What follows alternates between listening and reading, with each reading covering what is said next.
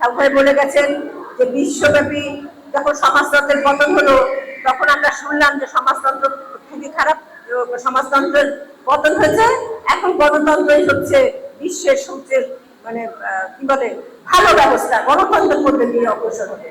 কিন্তু আমরা কি দেখছি, গণতন্ত্রের অনেক সংকট। আপনারা শুনেছেন না, নিশ্চয়ই আপনারা লেখাপড়া করেন।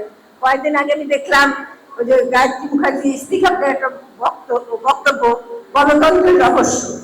এই গণতন্ত্রের রহস্যের মধ্যে তিনি বলেছেন গণতন্ত্রকে আজকে আমরা পরিণত করেছি ভোটের রাজনীতিতে। এই গণতন্ত্র থেকে মানুষকে আমরা সরাই নিয়েছি। এই গণতন্ত্রের সাথে শ্রমিক কৃষককে আমরা রাখি নাই। এই গণতন্ত্রের সাথে আমরা মানুষের মুক্তযুদ্ধের বিকাশকে আমরা রাখছি না, মুক্তযুদ্ধের বিকাশের সুযোগ আমরা সৃষ্টি করছি না। কাজে এই যে সংকটগুলো, এই আজকে আমরা বড় এই যে লুটেরা নয়া উদার নীতি, নয়া উদার পুঁজিবাদী নীতি, এইগুলোকেই আমরা প্রমোট করছি।